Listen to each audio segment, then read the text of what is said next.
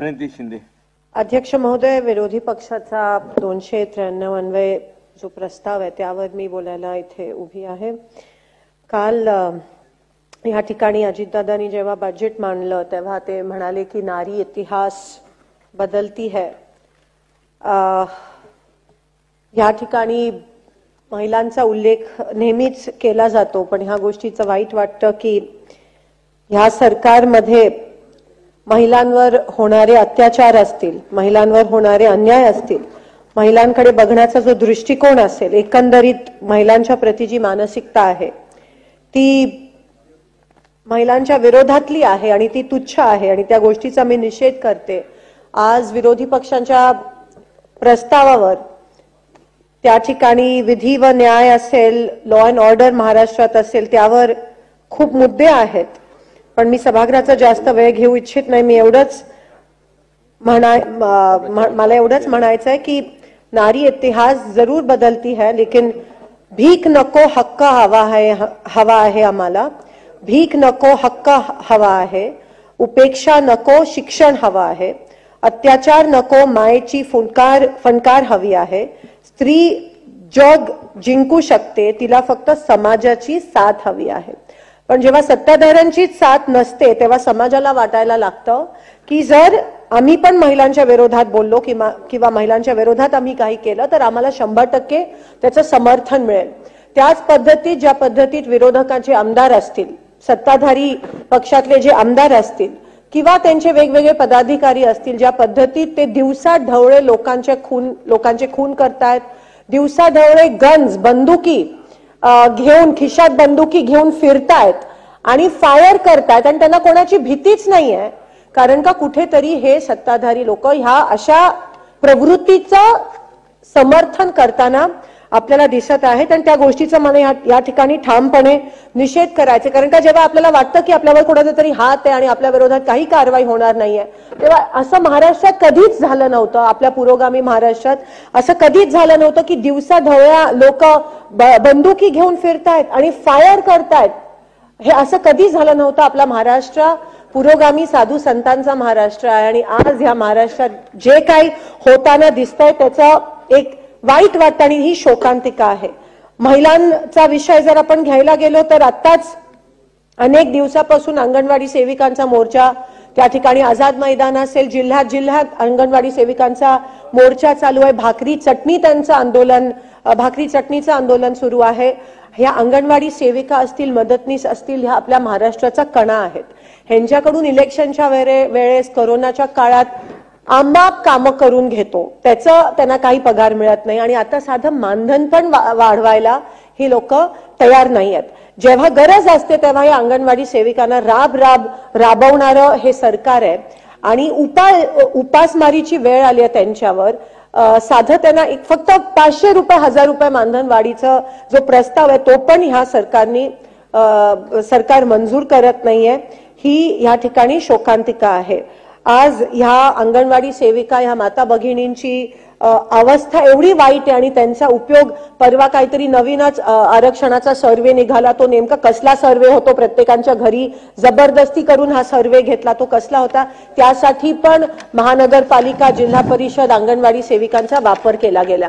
म्हणजे हे सरकारी कर्मचारी आहेत, हे गव्हर्नमेंट सर्व्हिसमध्ये आहेत आणि त्यांच्याकडून तुम्ही अशी कामं, नेमकं काय षडयंत्र आहे आणि काय कट कारस्थान ह्या सरकारचं चाललंय ह्यावर देखील प्रश्न निर्माण होतो। दुसरा प्रश्न महिलांच्या निगडीत असणारा संजय गांधी निराधार योजना। संजय गांधी निराधार योजनेमध्ये काल दादानी इथे घोषणा दिली की 1,500 आता वाढवलेत। हे मागच्या वर्षीचं हे कॉपी पेस्ट बजेट होतं। 1,500 वाढ जी केली, 500 रुपये वाढ ही काही वर्षापूर्वी केली आहे, पण ग्राउंड लेवलला अस्तित्व असं आहे की वस्तुस्थिती अशी आहे की ते 500 रुपये पण त्यांना मिळत नाहीयेत। 1,500 म्हणजे 1000 आणि 500 त्यांना फक्त 500 रुपये मिळतात, कारण का एजंट म्हणतात की आम्हाला तुम्ही वरचे 500 द्या मग आम्ही तुम्हाला 500। मग हे उरलेले 1000 रुपये नेमके जात आहेत कुठे? संजय गांधी निराधार ही काँग्रेस सरकारची आयकॉनिक स्कीम, हिस्टॉरिक स्कीम होती, ज्याच्यामुळे आपल्या परित्यक्त्या महिलांना आज काही नाही तर मला नाही वाटत मोदी सरकारकडून फारसं त्यांना काही मिळत. एक उज्ज्वला योजना होती, ती पण फ्रंट डोअरनी होती, मागच्या दरवाजाने उज्ज्वला योजना मिळाली तर तुमचं दारिद्र्य रेषाचं कार्ड कट करत होते. त्याच्यात पण तुम्ही जर करप्शन करत असाल, त्याच्यात पण जर तुम्ही भ्रष्टाचार करत असाल तर तुम्हाला लोकांच्या समोर जाण्याचा अधिकार आहे का? संजय गांधी निराधार महिलांचे जर तुम्ही पैसे असे कट करत असाल आणि त्याच्यावर काय 21,000चा उत्पन्न दाखला. आम्ही वारंवार इथे मागणी करतो की 21,000ची जी अट आहे ती 50 करा, 51 करा. आज 21,000ची उत्पन्न दाखला मिळतच नाहीये कोणाला तलाठ्यांकडून, कारण का तेवढं उत्पन्न राहिलंच नाहीये. आणि मुद्दामून कट कारस्थान की 21,000चा उत्पन्न दाखला द्यायचा नाही आणि म्हणून त्या महिलांना संजय गांधी निराधार योजना लागू करून द्यायची नाही. म्हणून जे लाभार्थी आहेत संजय गांधी निराधारचे ते हळूहळू कमी होत चाललेत. कुठेतरी ही स्कीम, ही योजना जी आहे ही बंद करण्याचं देखील षडयंत्र हे सरकार करत आहे, हा माझा आरोप आहे. मानधन वाढवलं ताई, तुम्हाला पण माहिती मिळत नाही, तुम्ही बसून बोलताय ते नंतर उत्तर देईन. असंघटित कामगार कल्याण मंडळाची काल घोषणा केली. असंघटित कामगार मंत्री महोदय, एवढे असंघटित कामगार आहेत, त्याच्यात बीडी कामगार आहेत, बांधकाम कामगार आहेत, यंत्रमाग कामगार घेतले. प्रत्येक कामगाराच्या गरजा ह्या वेगळ्या असतात. तुम्ही डायरेक्ट इलेक्शन आहे म्हणून इलेक्शन स्टॉप म्हणून डायरेक्ट असंघटित कामगार कल्याण मंडळ, पण त्याच्या काय आहेत, त्याचे लाभ काय आहेत, त्याचे पॉइंट्स काय आहेत, त्याच्या माध्यमातून काय बेनिफिट्स, काहीच उल्लेख नाही. फक्त इलेक्शन स्टॉप म्हणून असंघटित कल्याणकारी मंडळ. आता बीडी कामगारांच्या ज्या मागण्या आहेत त्या यंत्रमाग कामगारांपेक्षा वेगळ्या असतात. ज्या घरेलू कामगारांच्या मागण्या आहेत त्या इतर माथाडी कामगारांपेक्षा वेगळ्या असतात, पण त्याच्याबद्दल काहीच उल्लेख नाही. मंत्री महोदय, इथे काल साडी द्यायची घोषणा, तिथे महिलांचे पोट भरत नाहीये, महिलांना निराधार पेन्शन मिळत नाही आणि तुम्ही साडी देता. जसं मला असं वाटतं धर्मासोबत कर्म करणं पण तेवढंच महत्वाचं असतं, पण कर्म करताना हे कोणी या ठिकाणी दिसत नाहीये. त्याच्यावर साधं साडीवर काय पोट या ठिकाणी भरलं जात नाही. अध्यक्ष महोदय, जे आपल्या कुस्तीपट्टू, महिला कुस्तीपट्टू आहेत त्यांच्यावर जो अन्याय आणि अत्याचार झाला आणि तरी त्या भाजप खासदाराचा स्वागत करण्यात येतो, ह्यावरून कळतं की सत्ताधाऱ्यांची मानसिकता ही महिलांना किती तुच्छ समजणारी त्यांची ही मानसिकता आहे. अध्यक्ष महोदय, महागाई वाढते. मला जाहिरात कुठेतरी टीव्हीवर दिसली की माँ ख्याल रखती है, माँ बच्चे का ख्याल रखती है, माँ बेटे को खाना देती है, लेकिन माँ का ख्याल कौन रखता है? आणि त्याच्या पुढे मला ते रेकॉर्डवर आणायचं नाही, कारण का जो खुद की माँ का ख्याल नहीं रख सकते वो हमारी माओं का क्या ख्याल रखेंगे. मला ह्या ठिकाणी हे बोलायचं आहे.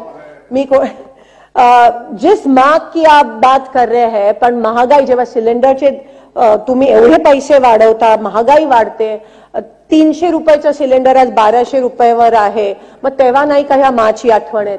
जेव्हा रेशन दुकानामध्ये मालच नसतो, दसरा दिवाळीला आमचं सरकार साखर द्यायचं, त्या राशन दुकानामध्ये मालच नाहीये, मग तिथे नाही का माला चटके बसत? शेतकरी मरताय, तिथे नाही का या धरती माला त्या ठिकाणी चटके बसत? तर किस माँ का ख्याल रख रहे हो आप? हा प्रश्न मला त्यांना विचारायचा आहे.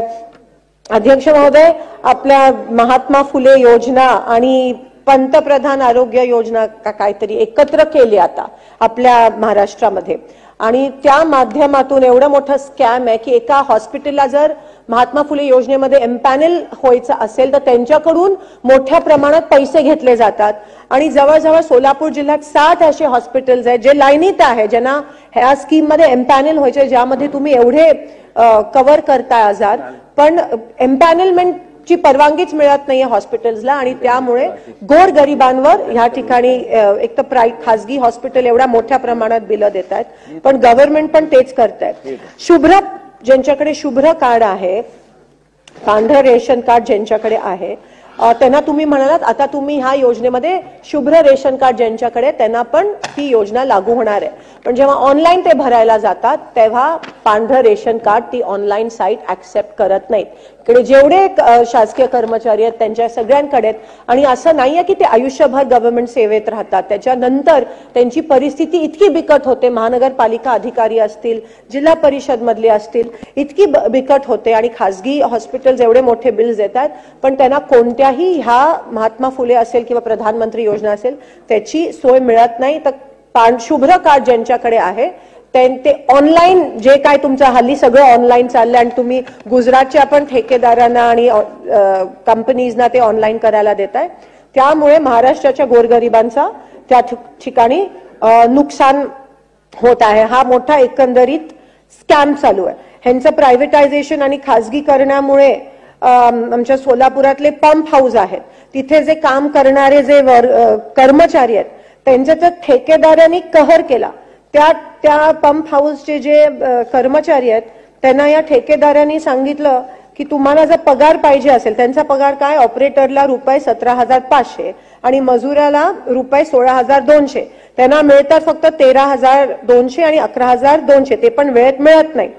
ते जे कॉन्ट्रॅक्टर्स आहेत ज्यांना खाजगीकरण म्हणजे पंप हाऊस जे शुद्ध पाणी देतात शहराला, NH पटेल आणि राजलक्ष्मी म्हणतात तुम्ही आम्हाला पहिले ₹2,700 द्या आणि मग आम्ही तुम्हाला वेळेवर पगार तुमचा देऊ.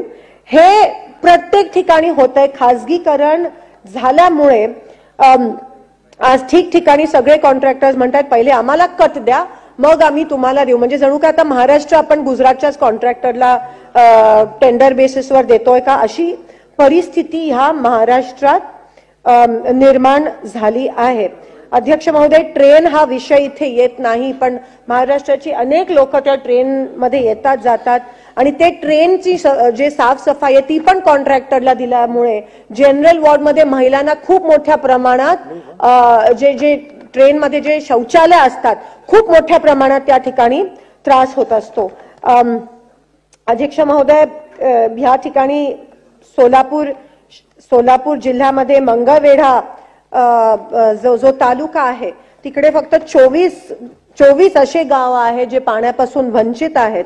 तर त्यासाठी जी मंगळवेढा उपसा सिंचन योजना आहे त्याची मंजुरी मागच्या वेळेस उपमुख्यमंत्री त्या ठिकाणी होते, त्याची मंजुरी त्यांनी जाहीर केली पण अजूनही त्याला मंजुरी मिळाली नाहीये. 24 गावं अत्यंत वाईट अवस्थेत ही त्या ठिकाणी गावं आहेत. ही जी योजना आहे म्हैसाळ योजना त्याचा फक्त 11 गावांना लाभ झाला पण अजूनही 24 गावं ह्या मंगळवेढा उपसा सिंचन योजनेपासून वंचित आहेत. अनेकदा जेव्हा तिकडचे आमदार आता नाही आहेत ते हयातीत भालकेजी होते तेव्हा पण त्यांनी अनेक वेळा आवाज उचललेला पण अजूनही तिकडची आमची गावं आणि गावात राहणारी सगळी लोक ही पाण्यापासून वंचित आहेत आणि ह्या गरमीत तहानलेली आहेत. सोलापूर शहराचा जो पाण्याचा प्रश्न आहे, आता उजनी धरण तुम्हाला माहिती आहे आता -15 झालंय, 75% पाणी पुरवठा संपलाय, -15% झालाय आणि सोलापुरात सप्टेंबर शिवाय पाऊस होत नाही, ऑगस्ट सप्टेंबर शिवाय पाऊस होत नाही. रोज लोक येतात आणि म्हणतात गढूळ पाणी येत आहे, घाण वासाचं पाणी येत आहे. महापालिकेमध्ये प्रशासक आहेत, मनमानी कारभार चालू आहे अधिकाऱ्यांचा आणि म्हणून सोलापूर शहराला आज नीट पाणी पुरवठा पण होऊ शकत नाही. मला प्रश्न विचारायचा आहे सत्ताधाऱ्यांना की का तुम्ही इलेक्शन घेत नाही, का टक्केवारी तुमच्या बाजूनी नाहीये म्हणून तुम्ही इलेक्शन घेत. 1-1.5 वर्ष आधी हे महानगरपालिका इलेक्शन व्हायला पाहिजे होते पण त्यावेळेस तुमच्या बाजूनी कदाचित सर्वे झाले नाहीत म्हणून तुम्ही अजूनही घेत नाहीत आणि म्हणून कदाचित इनकमिंग वाढलंय कारण का तुम्हाला त्या ठिकाणी तुमचे सर्वेज तुमच्या बाजूने नाही आहेत म्हणून हे सगळं चाललंय का. पण सत्ता एक गोष्ट असते आणि जिथे मायबाप सरकार म्हणून बघितलं जातं तिकडे जर लोकांना तुम्ही घाण पाणी देत असाल, जेवण देत नसाल, त्यांना त्यांच्या आरोग्यावर खर्च करणार नसाल, फक्त सत्तेसाठी जर हपापलेलं हे सरकार असेल तर आपण कुठे नेऊन ठेवलाय हा महाराष्ट्र, ह्या गोष्टीचं त्या ठिकाणी वाईट वाटतं. सिव्हिल हॉस्पिटलमध्ये मागच्या वेळेस पण ओरडून अर्ध्या जणांचा जीव गेला की सिटी स्कॅन मशीन त्या ठिकाणी बंद आहे, ती अजून सुरू झाली नाहीये पण त्यांना घाई झाली आहे. सोलापूरमध्ये महिला हॉस्पिटल सुरू झालंय, तिथे अजून टेंडर प्रक्रिया पण पूर्ण झाली नाहीये पण लगीन घाई झाले आहे ना, जे तिथे पण ते जे पोस्ट आहेत ते रिक्रूट करायला पण परत खाजगी माणसं एक प्रायव्हेट माणसाला दिलंय आणि विदाउट क्वालिफिकेशन असलेले GNM, ANM सगळे वॉर्ड बॉय सगळे तुम्ही तिथे घेताय कारण का घाई झाली ना, इलेक्शन आहे तोंडावर आणि ते हॉस्पिटल तो प्रस्ताव आणि ती सगळी मंजुरी आमच्या काळात मिळालेली पण हे आयत्या बिळात नागोबा यांची संस्कृती आहे. एवढी घाई झाली की विदाउट क्वालिफिकेशन तिकडे नर्सेस आणि डॉक्टर्स त्या ठिकाणी रिक्रूट त्या महिला हॉस्पिटलमध्ये भरती करत आहेत. जुनी पेन्शन अजून लागू झालं नाहीये, ते पण गाजर दाखवलं, काहीतरी जाहिरात दिली आणि फक्त 21,000 लोकांना फायदा होईल, पण 21 लाख लोकांचा विसर ह्या ठिकाणी ह्या शासनाला पडला आहे. वन फिरतायत, अंगणवाडी सेविका, हे सगळे आपले कर्मचारी आहेत. ह्यांच्याकडे जर आपण दुर्लक्षित केलं तर नेमकं तुम्ही कुठे लक्ष केंद्रित करताय, हा प्रश्न मला या सरकारला विचारायचा आहे.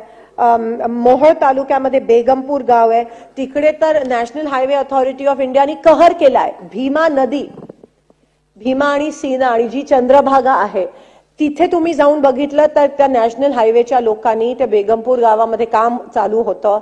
2 सर्व्हिस रोड द्यायचे होते, ते सर्व्हिस रोड दिले नाही. तिथे वारंवार ऍक्सिडेंट्स होत आहेत आणि ह्या लोकांनी काय करावं, जेवढा मलबा आहे तो सगळ्या त्या भीमेमध्ये जाऊन टाकला. म्हणजे त्या तुम्ही बघितलं तर तो भीमेचा प्रवाह आता अडवायचा बाकी राहिलाय. सगळा मलबा म्हणजे हे ना, काही त्या आपल्या महाराष्ट्राच्या ज्या नद्या आहेत त्यांचं काही पडलं नाहीये, प्रदूषणाचं काही पडलं नाहीये. फक्त हे प्रायव्हेट लोक, खासगीकरण, NHAI चे वगैरे इतकी मनमानी चालली अधिकाऱ्यांची. महापालिकेमध्ये पण अधिकाऱ्यांची प्रशासक नेमल्यामुळे मनमानी चालली आहे. NHAI ची तर खूप, म्हणजे ओव्हरब्रिज जिकडे पाहिजे ते देत नाहीयेत लोक, पुढे यू टर्न घेत आहेत तिथे, त्याच्यामुळे ऍक्सिडेंट्स होत आहेत. इतकी विचित्र. आणि मीटिंग लावायला त्यांना सांगितलं तर ते मीटिंग पण साधे लावत नाहीयेत, एवढी त्या ठिकाणी. आणि जर भीमेच्या पोटात तुम्ही एवढं टाकत असाल मलबा आणि त्याचा प्रवाहच बंद होत असेल आणि तिला जर एवढं दूषित तुम्ही करत असाल, जी आपल्या महाराष्ट्राला पाणी देणारी ती भीमा आहे, तर मग प्रश्न निर्माण होतात की नेमकं तुमचं काय चाललंय. प्रधानमंत्री योजना अध्यक्ष महोदय काहीतरी आहे, प्रधानमंत्री formalisation of micro food processing enterprises अशी काहीतरी योजना आहे. त्या माध्यमातून तुम्ही म्हणता युवकांना आम्ही लोन देतो, युवकांना, हे कसं आय वॉश आहे, युवकांना लोन्स देतोय. म्हणजे हे सगळे अनाउन्समेंट्स करता आणि अटी इतक्या किचकट असतात की कोणतीही योजना लागू होत नाही.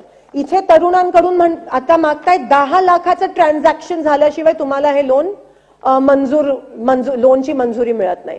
म्हणजे काय चाललंय, एका हाताने देण्याची घोषणा करता आणि दुसरीकडे काही सगळं हॉलो आहे, व्हॅक्यूम आहे.